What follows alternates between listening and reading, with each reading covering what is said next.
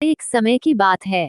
एक गांव में एक गरीब बुढ़िया रहती थी। वह पूरी तरह से अकेले रहा करती थी।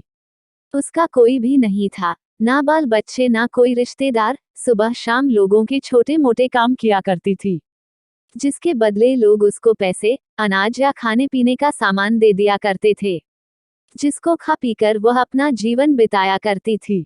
वह अपने जीवन में पूरी तरह से संतुष्ट थी। उसे भगवान से किसी प्रकार का कोई गिला भी नहीं था। दूसरों के सामान के कारण बुढ़िया का घर पूरी तरह से सामानों से भरा हुआ था। एक बार की बात है, वे अपने घर को खोलकर घर के सामान को धूप दिखा रही थी। समय वहां से दो चोर जा रहे थे। जब उन्होंने देखा कि बुढ़िया के घर में तरह तरह का सामान भरा हुआ है तो उन्हें बड़ा लालच आया और वे सोचने लगे कि इस घर में तो बुढ़िया अकेली रहती है, क्यों ना हम आकर इसके घर को ही साफ कर दें। माना कि सामान पुराना है लेकिन कुछ तो पैसा मिलेगा और यह बुढ़िया अकेली हमारा कुछ बिगाड़ भी नहीं पाएगी।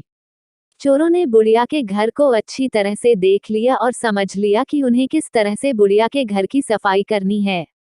उसके बाद चोर अपने घर वापस चले गए। बुढ़िया बेचारी को सपने में भी यह ख्याल नहीं आया कि उसके घर में भी कभी चोरी हो सकती है, क्योंकि उसके घर में तो खुद के उसके कपड़े तक उसके नहीं थे। सब कुछ गांव वाले उसे दिया करते थे, जो वह अपने घर में रख लेती थी। खैर कुछ दिन बीत गए और एक दिन रात में चोर अपने दो साथियों को लेकर बुढ़िया के घर पहुंच गए। कमाल की बात यह थी कि उस दिन सरपंच ने बुढ़िया को चावल, दूध और चीनी दी थी और बुढ़िया बहुत खुश थी। बुढ़िया ने खुशी खुशी अपने लिए खीर बनाई और खीर बनाकर वह उस खीर को चूल्हे पर रखकर सोचने लगी कि अभी तो खीर बहुत ही गर्म है, जबकि थोड़ी ठंडी हो जाएगी तब आराम से खाऊंगी। और अपने बिस्तर पर लेट गई और खीर के ठंडा होने का इंतजार करने लगी। लेटे लेटे उसे नींद आ गई और वे सो गई और जोर जोर से खर्राटे लेने लगी।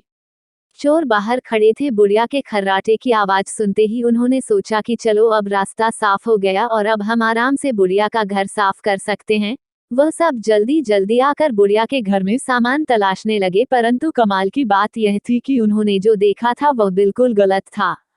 बुढ़िया का घर तो सामान से भरा हुआ था, किंतु एक भी सामान साबुत नहीं था। हर सामान टूटा फूटा, पुराना और खराब था।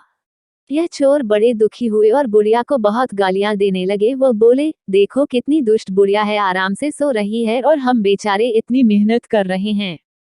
तभी दूसरे चोर की नजर चूल्हे पर रखी खीर पड़ी। गरम गरम खीर को देखकर चोर ने कहा, चलो बुढ़िया के घर कुछ और नहीं मिला तो कम से कम खीर तो है, और वह उसको खाने लगे। जब वह खीर खाकर जाने लगे तो उन्होंने थोड़ी सी खीर बुढ़िया के लिए छोड़ दी, किंतु जब उन्होंने बुढ़िया की तरफ देखा तो उसका हाथ खुला हुआ था, जैसे वह कुछ मांग रही हो। साथ ही उसका मुंह भी खुला हुआ था, जिसे देखकर चोरों ने सोचा कि बेचारी बुढ़िया लोगों से मांग मांग कर अपना जीवन बिता रही है, लगता है बहुत थक गई है और खाने के लिए खीर मांग रही है। आखिर उम्र में है तो हमारी माँ के ही बराबर। और बिना कुछ सोचे समझे गरम गरम खीर बुढ़िया के मुंह में डाल दी। गरम गरम खीर मुंह में पड़ते ही बुढ़िया जोर से चिल्लाई, हाय दैया, मार डाला मार डाला मार डाला। बुढ़िया की चीख सुनते ही चोर डर के जल्दी जल्दी छुपने लगे। जिसने मुंह में खीर डाली थी वह ऊपर जाकर छिप गया, एक चारपाई के नीचे और एक चारपाई के दाएं। बुढ़िया की चीख सुनते ही गांव वाले बुढ़िया के घर आ गए और पूछने लगे, क्या हुआ माँ? बुढ़िया बोली, मुझे क्या पता, ऊपर वाला जाने। यह सुनते ही ऊपर छिपा हुआ चोर बोला, अरे भला मैं क्यों जानूं, तुम्हारी चारपाई के नीचे छिपा चोर ना जाने। यह सुनते ही चारपाई के नीचे वाला चोर बोला, मैं ही क्यों जानूं, चारपाई के दाएं छुपा चोर क्यों ना जाने। और इस तरह से तीनों चोरों ने खुद ही अपना पता गांव वालों को बता दिया और फिर गांव वालों ने उन्हें पकड़कर खूब पिटाई करी और वापस भेज दिया। उसके बाद से चोरों ने कान पकड़ लिया कि आज के बाद कभी वह चोरी कभी नहीं करेंगे।